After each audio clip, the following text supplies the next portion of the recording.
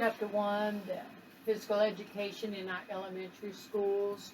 You'll notice on every chapter, the very first page, they start out with a description followed by learning objectives. So this is what the whole chapter will encompass. What is physical education? I told you in class, in 3 words, we can define what physical education is. Education through movement. So I want you to know that. Physical education is education through movement, which is totally opposite of what we do in the classroom. Also on page 2, they talk about everyone having a different opinion of what physical education is, but in the physical education professional world, professionals who teach physical education, I want you to know we describe it as an essential subject matter. We believe it will provide students with skills, knowledge, and attitudes that will be necessary for them to be active and remain active and healthy and productive throughout their lifespan, for their whole life. That's our objective when we are teaching PE to the students. We're showing them that is important. As a classroom teacher, if you take the initiative and you teach them PE, you are showing them PE is just as important as arithmetic, language arts, spelling, reading, and such. So we believe in the physical education professional world that PE is very important.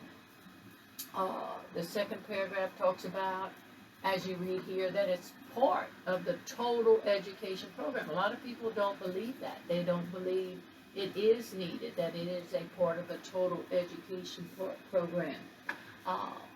It contributes not only to your physical activity, but the total growth. And that's where it's so important that we realize that the student has more than just physical growth that we need to be concerned about. They have their mental growth, they have attitudes, there's all different domains. And so as you see here, I want you to know that the only component that addresses all 3 learning domains is the physical education component. We teach the cognitive domain, which is the mind and rules and regulations and strategy and stuff. The psychomotor is the skills. And then the affective domain, that's feelings and attitudes and controlling a temper and being able to socialize and work with other people. So understand and know that there's no other area of the curriculum that is designed to help children learn how to maintain an active lifestyle. And when it comes down to it, it doesn't matter how smart you are. It doesn't matter how much money you make. If you are not healthy, you're going to cease to exist. You're going to pass away. It doesn't matter how much money you have. It doesn't matter how wealthy you are. So, I want you to know, if students, particularly those who are inactive and unskilled, do receive a low quality instruction in PE, then they're most likely to mature into inactive adults. What is important? Is physical activity important? Getting them moving, having fun? If they are in a structured PE setting where they are having fun, they're learning skills, they're moving, they much more enjoy that, and then therefore they will be probably active adults. But if they're not if they have low quality instruction in PE, then the chances of them being inactive adults are very highly probable. Physical education, I also want you to know, may be the only part of the school curriculum that's actually going to offer them an opportunity to learn active skills that they will use for a lifetime. So, we as physical education teachers must do more than teach skills and physical fitness. I want you to know that. It's not only about teaching skills. It's not only about helping them to become more physically fit. We also have to work with the affective domain, where we're working with feelings and attitudes, whereas there's nowhere else in the school curriculum that that's going to happen. Something new in this book is the key terms that they have added here, uh, so that we can understand what athletics is. Exercise, leisure time, physical activity used to develop or maintain physical fitness. Physically active, physically active. And then we know what the definition of fitness is. Physical activity, the body movement with our skeletal muscles, where we're going to expend energy. It can be health enhancing. Physical education we already defined as part of the total education program, contributing primarily through physical activity. It's all about physical activity for the students, getting them moving the majority of the time, contributing to their total growth and development. What is our definition of physical literacy? They talk about the word disposition, so that the individuals will be active as a way of life, educating them, helping them understand, opening the door to experiences that involve movement, being physically literate. And then we know what recess is, where they hopefully will be physically and socially active there. But how many teachers are teaching them how to deal and manage with feelings and attitudes during recess?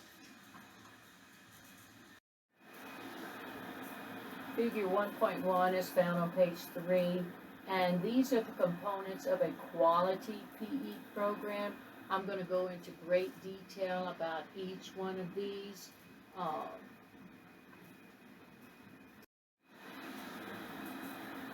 The first component of a quality phys ed program is one that's organized around the content standards.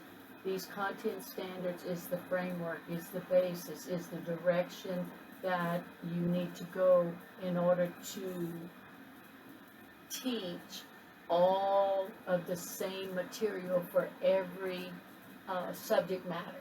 So content standards.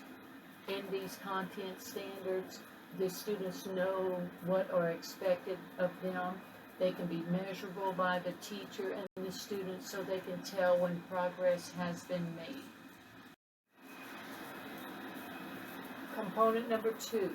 If you're going to have a quality program, then it should be based on the developmental urges. We know there's developmental level 1 for K through 2.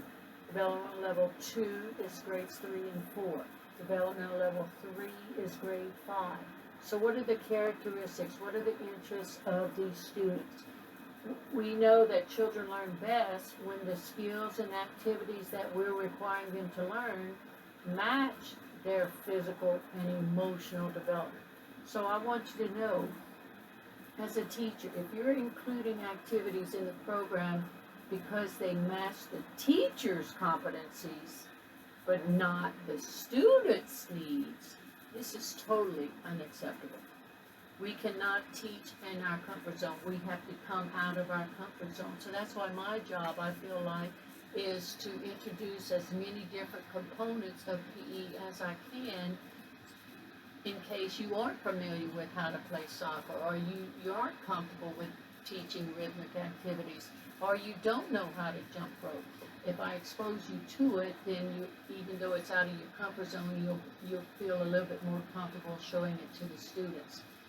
So we want a quality program that focuses on success.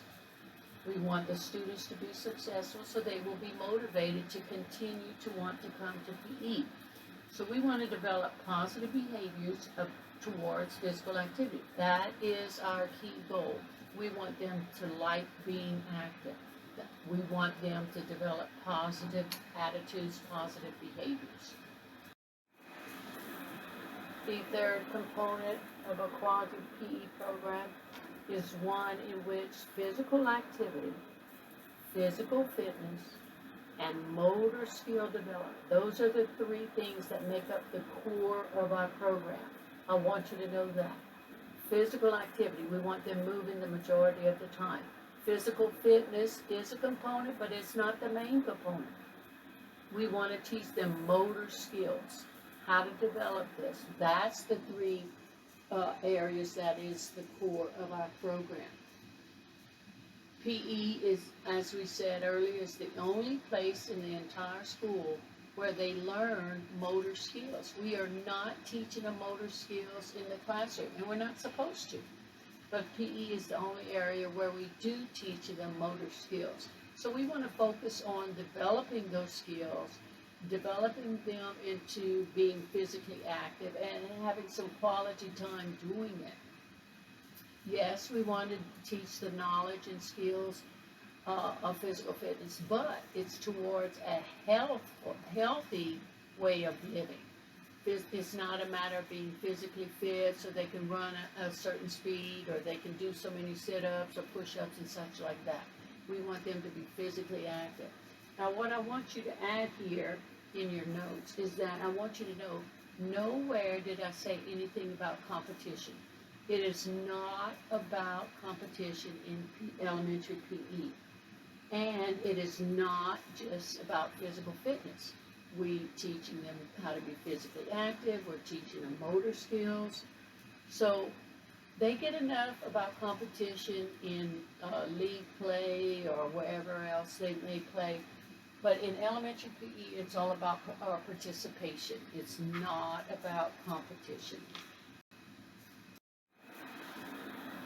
The fourth component of Quality Pro PE program is going to teach management skills and self-discipline. We want to be able to have these students want to do on their own without being told what to do all the time. So that discipline from within, that self-discipline, we teach them that and we emphasize that through the whole program. So many times, if you teach PE, your administrators and such, you're being evaluated on how the students behave in the class. Now, don't get me wrong, the administrators understand students are going to misbehave, but do you address it or do you overlook it and act like it didn't happen? You have to be able to manage your students.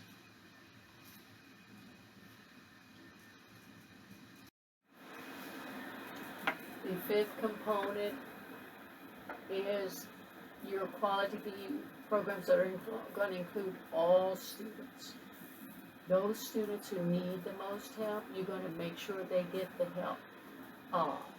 Encouraging them, especially those who cannot get it, those students who feel like a failure, who are embarrassed, those students who might be less motivated. Our goal is to try to get them to be positive and have a successful experience in PE.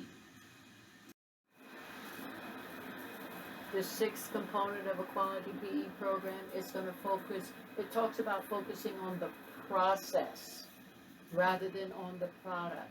So we want to be able to teach them proper techniques on how to throw, how to bat, how to dribble, whether it's basketball or soccer or such, rather than how many shots they make in basketball or how accurate they're throwing in baseball and such. In PE, it's all about the process. Then later on, we can focus on the product. But after they've learned the process and practiced it and practiced it and practiced it, then we can be concerned about the actual product. The seventh component is all about teaching lifetime activities so that these students will want to do it for life. Your most popular activities for adults are outdoor activities, individual sports, and they may also have fitness activities. There's not a whole lot of team sports when you get older, so we in PE want to have these students look to the future and offer them activities that they will enjoy even as an adult. The eighth component of a quality PE program is all about cooperation. It's all about communication helping students with diversity and gender issues, relationships, conflict resolutions. It's a great setting to address this so that students can learn how to grow with social wellness as well as physical wellness. Discussion questions are added in this book in the PowerPoints to give you food for thought. Right here, they're asking you to think back, what was your physical education classes like? Was it quality PE? Do you have good memories of your PE classes? What were the strengths? What were the weaknesses? If we would actually be talking about this in class, it would be interesting what comments I would hear from you. I would love to hear that. On page 5 in your book, they talk about the current status of physical education in the United States. I want you to know physical education's focus has definitely changed over the years. We have barriers, that's for sure. But I want you to know promoting physical activity and healthy eating, those are some outcomes that we feel like really matter because of all the inactive, overweight children that we see. Promoting physical activity, healthy eating. So I want you to know physical education can have a strong impact on the public health of our society. But when you look at these numbers here on the PowerPoint, look, only almost 21% for elementary students require PE. 21.8% in middle school, 46.6% in high school require PE. Only 38% set a minimum time expectation. We're supposed to have 150 minutes of PE a week in elementary. In junior high and high school, they're supposed to have 250 minutes a week. So that's why there's supposed to be 30 minutes a day set aside for the students to have PE every day. Quality physical education, the student-teacher ratio is supposed to be 1 teacher to 40 students, max. And I know some schools have a lot more than 40 students in a PE setting. So this is where we're falling short. So I want you to know only 38% of our states actually set a minimum time expectation for the elementary PE program. It's not most of our states, it's not even half, it's just a little bit more than 1/3.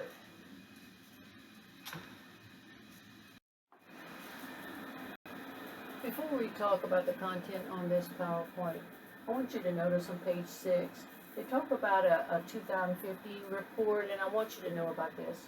In 2015, they did a report, and they found that teens spend as much as 9 hours a day using media. 9 hours a day using media. That's almost the whole day. I also want you to know early research in this area found that children who watched 4 or more hours of television per day had significantly higher body mass index compared to those who watched less than 2 hours a day. And you might say, well, what is body mass index? We're going to learn about that in greater detail in the physical fitness chapter. But body mass index, they compare your height to your weight, and then they look at a chart to see where you're classified as underweight, overweight, obese, normal, obese 1, obese 2. So we need to get our kids to get off of the technology, quit watching so much TV, or limit them to the amount of time that they're on the TV or on the computer or the iPad or whatever it may be. Here on the PowerPoint, let's look at it now. They're talking about how physical education can significantly contribute to the activity levels of students. If you notice there on page 6, they say, number 1, the prevalence of obesity among children 6 to 11 years of age has increased from 7% in 1980 to 17% in 2004. I want you to know that's a 10% increase in what, 34 years? This is our problem. The kids are becoming more obese. They're less active. But what I do want you to know is number 2, which is what's up here on the PowerPoint. Positive experiences. Positive experiences in PE can affect physical activity choices when students get to become adults. And that's what we want. We want positive experiences for our students. So let's continue with this need for quality PE. Number 3 on page 6 talks about obese youth, that if they're obese as a child, they're more likely to become obese adults, which can lead to a variety of health problems that we know of: heart disease, type 2 diabetes, stroke, different types of cancers, osteoarthritis. Number 4, I want you to know a quality PE program educates students physically and can contribute to academic learning. And this is what we need to push to make them realize that spending that 30 minutes a day will not actually hinder their academic performance in a negative way, but it can improve their student academic performance compared to a CDC report in 2016. Number 5 talks about physical education gives students the skills they need to be active as adults. If you were never exposed to jump roping or lifting weights or running or tennis or whatever, are you going to all of a sudden start doing it as an adult? Probably not. So the more variety of skills you were introduced in PE or as a child, the more likely you will want to do it as an adult. Number 6, physical activity gives children immediate and long-term health benefits. We know if they are actually exposed to physical activity, that obese child, it can help reduce their percentage of body fat. It can help them with their blood pressure. It could also, for us females, we need to build up our calcium deposit as young ladies, because as we get older, it's understood that we're automatically going to lose our calcium and our bone density. So we have to build up that reserve as youngsters. And so therefore, whenever we do lose the bone density as older, it's not such a detrimental health issue to us. And then last but not least, active children are more likely to become active adults. If you were exposed to these, as I've said before, as if you were exposed to it and you enjoyed it, you had fun, and you wanted to go to PE, then it's more likely that you'll probably try it also or be active as an adult. On page 7, they talk about physical educators promoting physical activity. Over the years, they expect anyone who is physically active, who enjoys PE, who teaches PE, to take a larger role within the school. So I want you to know these areas that they are asking for potential responsibilities of any physical activity leader: organizing staff wellness programs, providing nutrition education, coordinating with the food service directors, and helping teachers, classroom teachers, integrate physical activity and health into the classroom. Roman numeral 2 is integrating subject matter integration into PE, but Roman numeral 1 now is all about how health activities. That is totally different what the previous book was like. So how can we collaborate? How can we work together? How can we infuse our physical skills, our health into all subject areas?